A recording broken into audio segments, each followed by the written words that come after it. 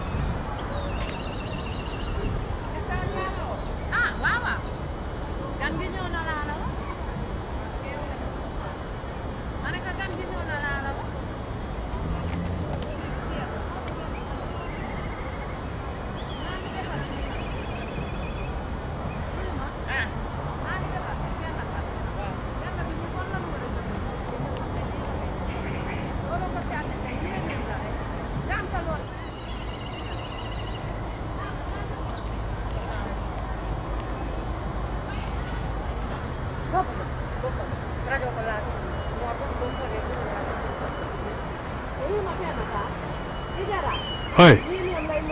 Dah nyolgul, paregul.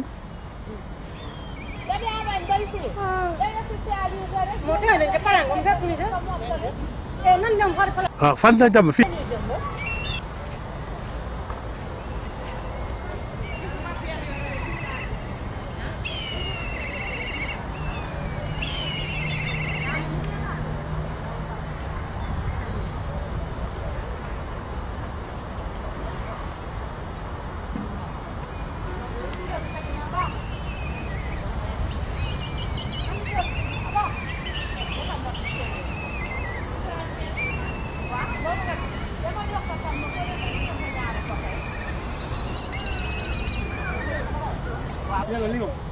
Waaw ay lemon ak ay carotte.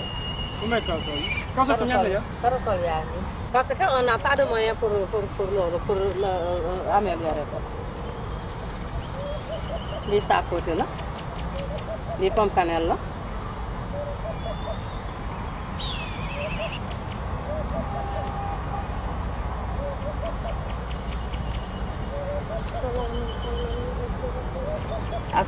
Avec citron.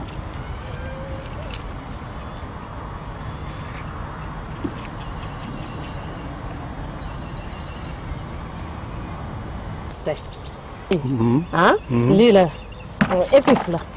Mélis la épice la. On est en train de l'améliorer daal. Booy xool lii. maa ko liggéeyal sama bopp. maa ko dagg si sama kokotool. maa ko pépinière. mu ngi noonu si pépinière. nga planté ko. prêt à reboiser. boobu la ak bii ak bële. lii la mélis la lii citronnelle la lii la on est en phase. d'amélioration. pour améliorer. bii lamarin la. su ma juumul noonu la tudd. moom it épice la. gis nga koko bii noonu daal laay lool laa mën a wax foofu laay ba tey moo nekkaat nii. te mu nekk nag si quinzaine arbre bi. te laa bëgg loolu yëpp. repiquage ok. on est yow li nga fi am. li nga fi am doon na sa kaw. waaw sax ma dem sol bu ko nag ma soog a feeñ ci biir moom. waaw.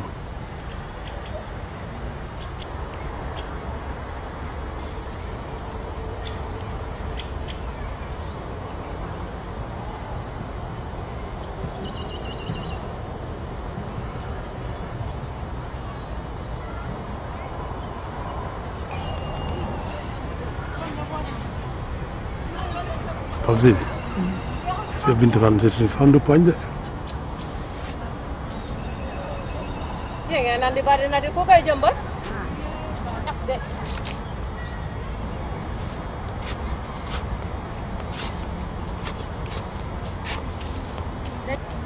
waaw yow da ngay ñëw jàll da ci kaay nga jàll. defal sa fayda bu sa sax xool moom intéressé woo li ngay def ak ay intéressé waaye dama ne yow li nga jël moom kaay li ngeen jël yëpp dem daal andi do doy baax na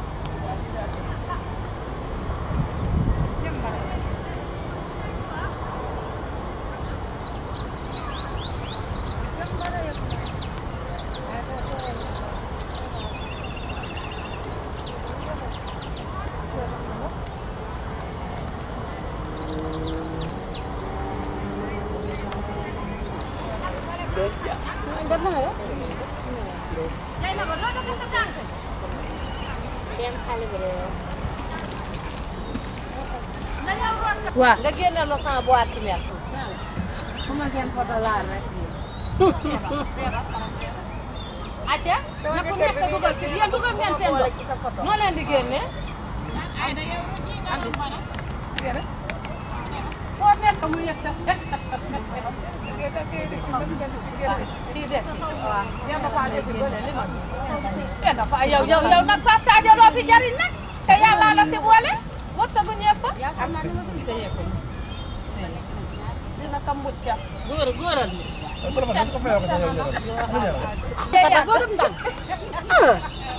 jëlatal ba pare acca plantel ba pare. ma lii baax na ma ko waaj sampal ma taxaw yoon na daan sa kaw ki ma def xaaral après ngeen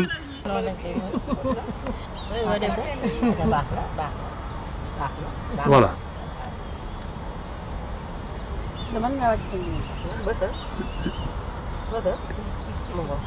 suuf si ngay bës citron bi mooy nekkal ay da xama nga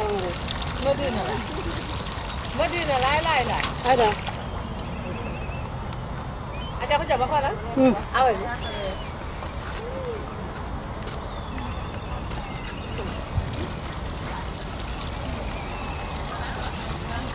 wàcce solo ko dindil genn bi waaw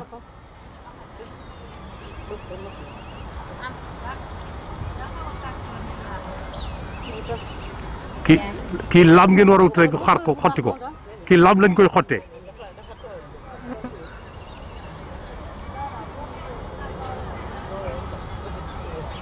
Binta lam lañ koy xottee la di normalement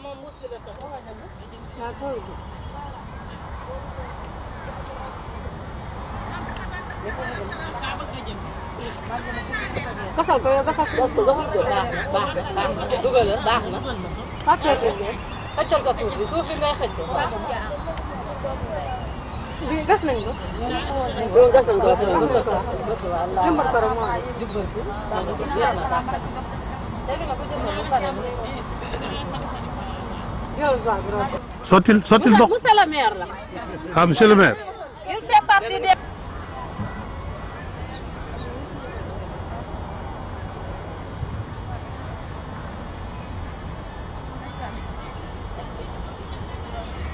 nii rek lañ koy def ni mu yomb jeex na taat voilà léegi ndox ate andi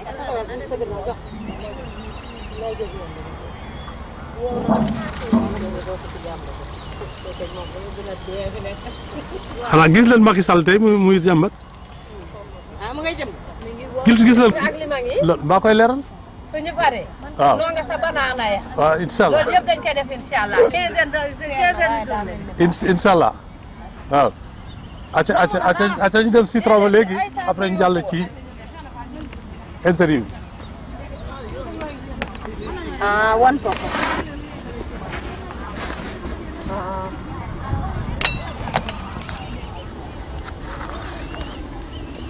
ko wax leen ni ngeen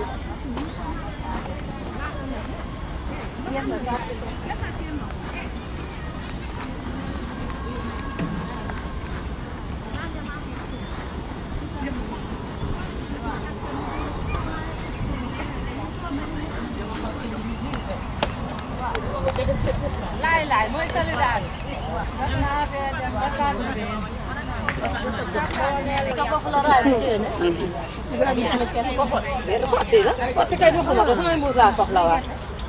comme jaayuma leen comme jaayuma leen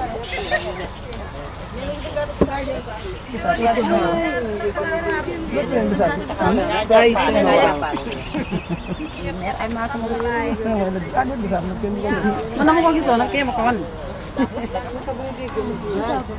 dindi ressort bi dindi ressort.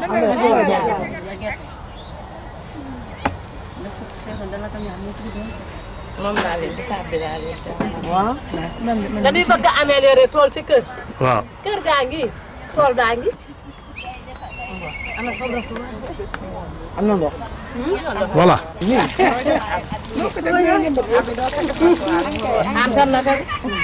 antan naka de ko bootee.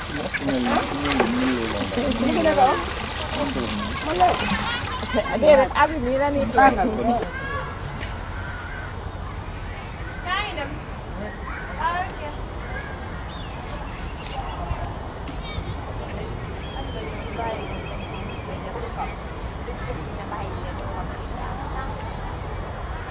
Votre famille?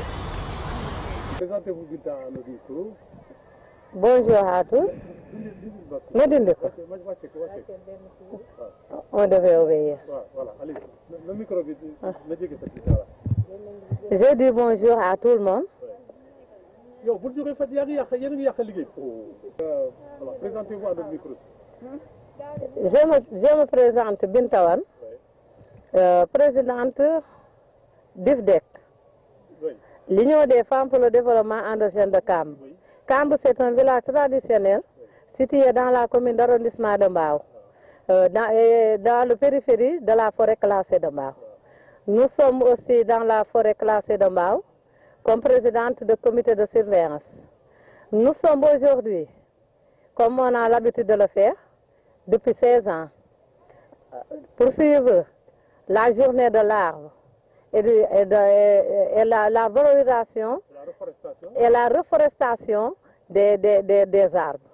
Donc, c'est aujourd'hui, c'est cela qu'on est aujourd'hui à symboliser ici dans la forêt classée de Mbao et dans le village de Kamb. Qu'est-ce que cela revêt pour vous cette journée? Quel est le sens de cette journée pour vous?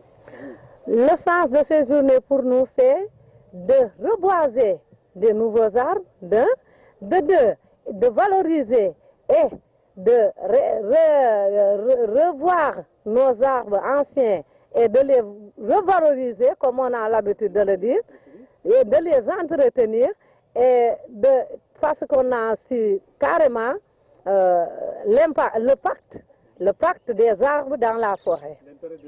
L'intérêt des arbres dans la forêt, oui. Voilà. Donc, quelles sont les espèces que vous avez plantées ici aujourd'hui? Si vous voyez bien, même les arbres qu'on a plantés, comme les papayers, les citronniers, mais on a d'autres arbres forestiers à qui, après avoir régénéré, on les préserve pour avoir les résultats autrement. Vous avez des pépinières ici? On a des pépinières. Les pépinières de citron, on l'a cueilli même dans les citronniers qu'on est dans le verger. Parce qu'on a, on peut dire, dans la forêt classée de Mbao, on a beaucoup su les avantages d'être, les techniques d'être dans la forêt, parce que on y gagne non comme on a l'habitude de le dire. C'est une activité génératrice de revenus bien adoptée. Alors, donc, cette année, c'est le baobab qui est l'arbre parrain. Et je vois ici des baobabs déjà domestiqués. Nous, pour le baobab, on l'a fait avec le plan d'aménagement de la forêt classée de Mbao il y a 8 ans. Vous voyez, si vous voyez, il y a un de nos baobabs qui commence à fleurir. On dit que le baobab date des années et des années. Donc, nous, on est avec le baobab parce qu'on sait les astuces des baobabs. On est avec le baobab depuis 2008. Et surtout, vos baobabs sont domestiqués? Nos baobabs sont domestiqués. Ouais. Et on y retire le lalo, comme on a l'habitude de le dire, et qu'on sait les feuilles et qu'on dit le lalo, et on a l'habitude de savoir préserver le baobab, quel sens il est. Donc planter c'est bon, Mais protéger l'arbre, c'est encore mieux. planter, c'est bon. Alors, Mais entretenir. Aux femmes qui sont derrière vous là. Les femmes qui sont derrière moi Et les femmes savent. du village. Les femmes qui sont surtout derrière moi sont les femmes de fer. Ce sont des femmes à qui ils savent l'intérêt de reboiser et de l'entretenir. On le fait depuis, on a dit, depuis 16 ans, on est en train de reboiser et d'entretenir parce qu'on est en train de vendre nos citrons, nos papayers, nos carossoliers. Donc on sait reboiser et entretenir pour avoir des revenus. Bon, léegi tënkal ci wolof tey bés la boo xam ne dañ ko jagleel garab ci àddina bépp alors yéen jigéen ñi Kamb yi nga xam ne rek yéen a nekk fii ci forêt classée de Mbao yéen it mandarga da ngeen ñëw pour mandargal bés bi ah ngeen wane seen pas-pas jàmbat quelque ay garab waaw bëgg rek bon nga def tuuti ci solo boo xam ne rek moom la bés bi am pour yéen. waaw maa ngi présenté wu Binta Wane présidente UFDEC ñu ne union des femmes pour le développement endogène de Kamb nag mooy dëkk bii ngeen di gis village la traditionnel boo xam ne nii li si nekk mooy dañu ko dëxëñ si biir commune d'arrondissement de Mbao te danoo bëgg ñu xam ne Kamb du dëkk du village buy nelaw Kamb dafa nekk si périphérie forêt classée de Mbao nu nekk si biir forêt bi di entretenir forêt bi di bale di jëmbati garab depuis 2005 nag noo ngi si forêt bi di jëmbati garab goo seen caméra bi wan leen ko nun noo ko jëmbat fii si forêt bi wala nu ànd ak ñi koy jëmbat garab yi nga gis mu nekk si forêt bi nun nu di ko jëmbat dañu xam njariñ li ndaxteeg nun dañu jëmbat garab ba witta doom bi jëlaat doom boobu jëlaat sa doomu garab boobu pépiniéraat ko fa séene ndag di si jaayaat di si jëmbataat kon dañu xam lan mooy njariñu garab moo tax nag nee nañ nañ jëmbat garab waaye nañu ko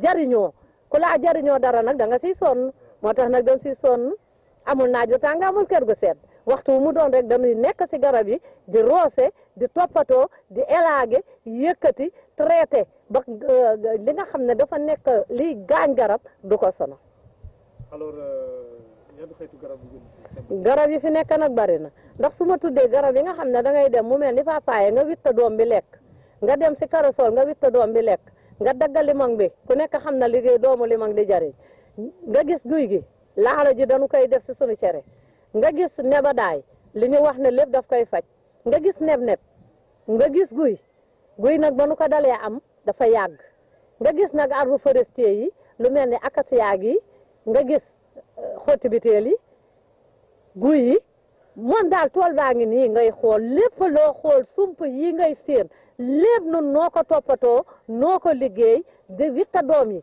neb-neb bii mën naa ne bari nañu koy soxla dañuy ñëw ñu jox leen ñu def kon suñu ko toppatoowuloon ba mu mel nii mu mel rafet nii mu rafete kon te tey jii du ñu mën di si jariñ nit ñi waxuma nag garab yooyu nga xam ne nun daf nu jariñ mais dañuy rafetal forêt bi dañuy jëmbat garab yi forestier yi àll bu tool baa ngi foo si gis nag garab gu fi nekk rek groupement bi sama ginnaaw jigéen ñi les dames de fer soxlaw ñu daray kër seen lépp si àll lañ ko def ñoom ñoo ko fi jëmbat te di si jariñ da si jariñaat ah monsieur le maire de mu ngi jonkan sunu doom la tey bés bi daf ko fi fekk si valorisation bi ñuy valoriser bés bi ndax bés bi dafa nekk bés bu jara valoriser mu ngi toog nag ah du ma ne góor ñi du si de waaye daal su doon 100% la ah xam naa ne 5% lañ leen di jox mais 95% yi nun noo koy jël alors ma gis ñëpp sol masque di toll jamono joo xam ne mbas mi mu ngi lëmbee réew mi parce que tey rek au moins presque 113 cas communautaires moo am tey te loolu nag ma si mën a lay 113 cas communautaires. jaaxal nañu. nga xam ne rek nit ñooñu kenn xamul kan moo la wàll. waaw te du yomb a xam ci junni test ak juróom-benn téeméer ak li ci topp mu am téeméer ak juróom fukk ak li ci topp alors téeméer ak fukk ak ñett ñooñu ñooy cas communautaire li des moom la docteur yi di topp ñu ngi ci hôpitaux yi waaye ñii kenn xamul kan moo leen jox feebar bi te nag nee nañu bu kenn nit rek war na mën a wàll lu war a toll ñaar fukki nit. ak juróom.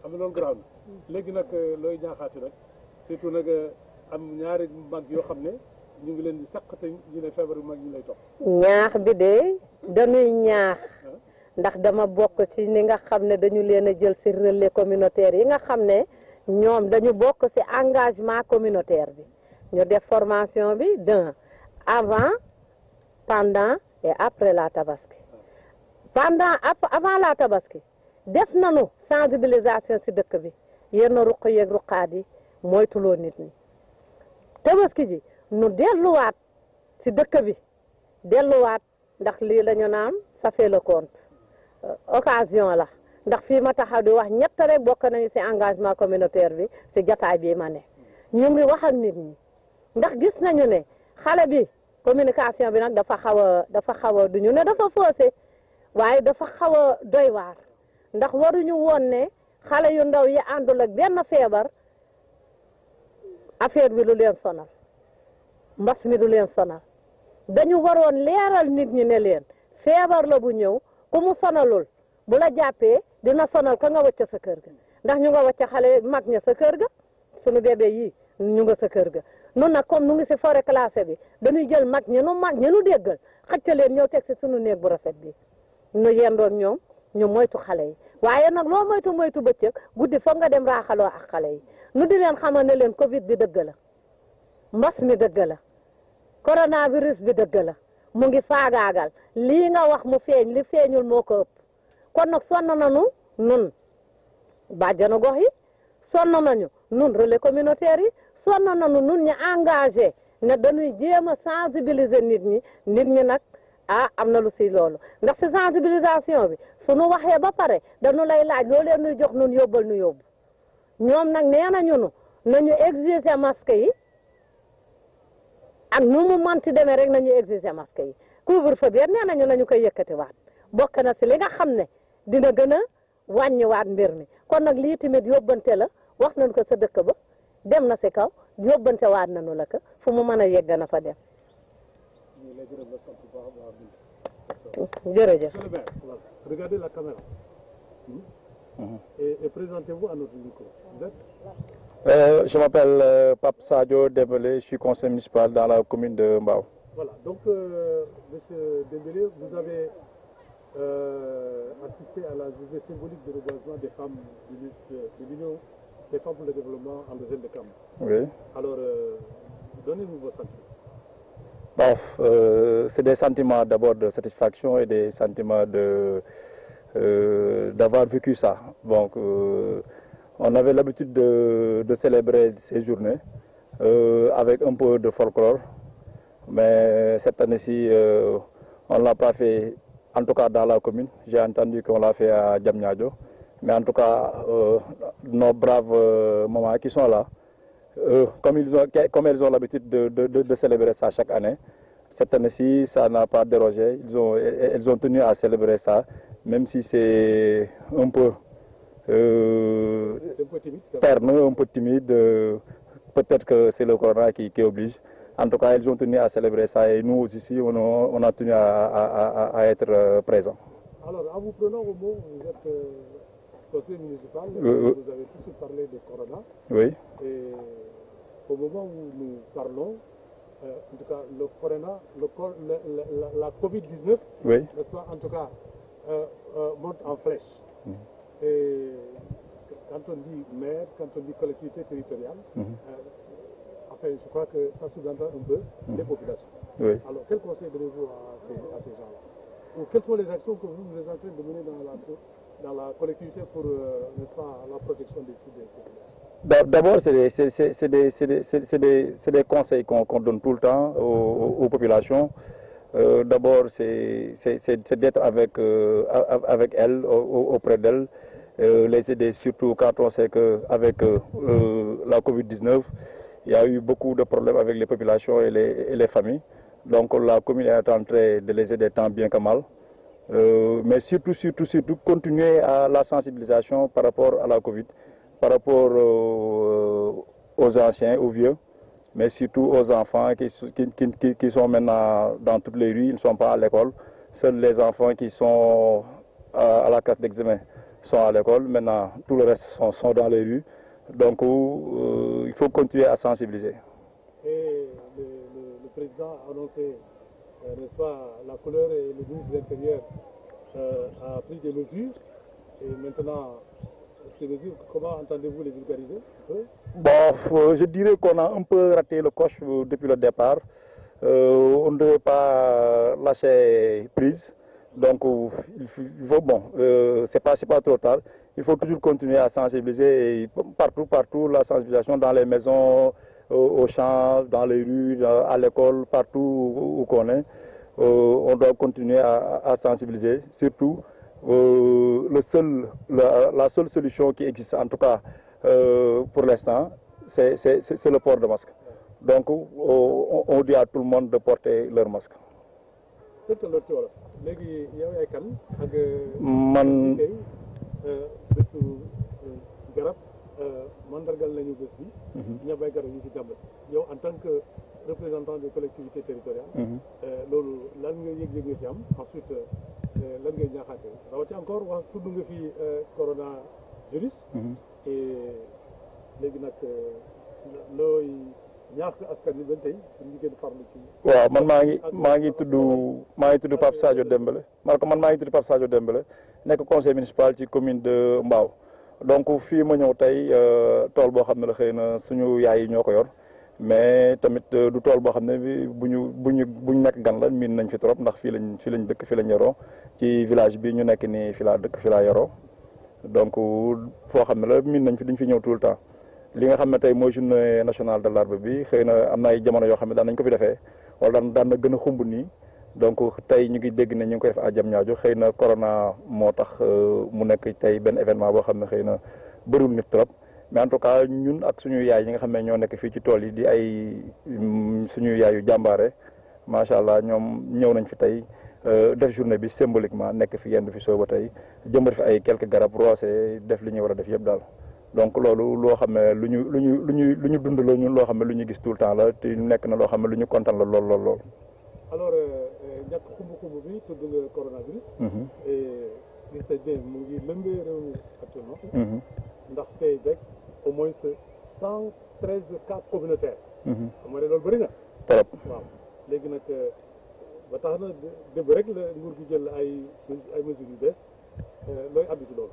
mooy li ma wax sànq ci France rek dama jàppoon ne depuis le départ waruñu woon bàyyi nañ commencé woon donc bi ñu yolomalee xëy na ci la affaire bi nit ñi bañ koo gëm wala nit ñi yaakaar ne affaire bi jeex na donc li ñu leen wax rek mooy affaire bi jeexul mu ngi fi ba léegi te tey la gën a garaaw soo xoolee en France soo xoolee aux États-Unis au Brésil mi ngi gën a garaaw mi ngi kaa yaa ngi gën a yokk fépp ci àdduna bi parce que même ci àdduna bi ñi nga xam ne ñoo ñëpp yi mooy ñoom jàppoon nañu affaire bi jeex na alors que jeexul mi ngi foofu ba léegi rawatina Sénégal mi ngi gën a garaaw parce que booy dégg ay fukki junni booy dégg ñu toll ci ñaari téeméer ak lu topp ci ay nit ñoo xam ne génn nañu àdduna waaw donc lu doy waar loo xam ne mi ngi fi des ba léegi loolu feebar bi nag bon li ñu ci xam mooy loo xam ne masque rek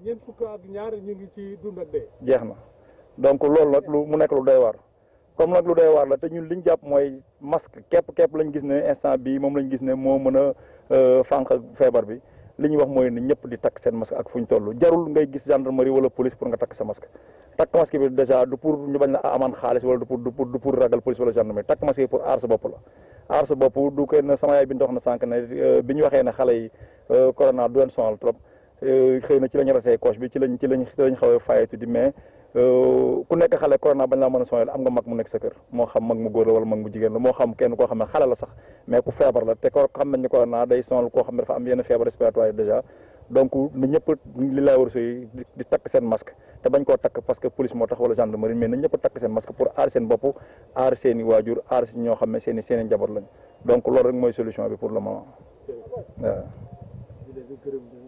jërëjëf ñu ngi lay sant yow di la gërëm bu baax.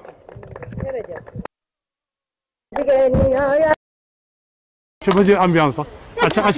Sénégal d'accord ngeen jigéen ñi ñoo yor réew mi. Sénégal d'accord ngeen ñun jigéen ñi ñoo yor réew mi. fii lu fi riir bañ di ko coow dinañ ci ràññee loxoy jigéen ñi. Sénégal d'accord ngeen yeggal yor réew mi. jiwu baa ngi nii. saab baa ngi. karasol baa ngi. lingom baa ngi nii. sapoti baa ngi.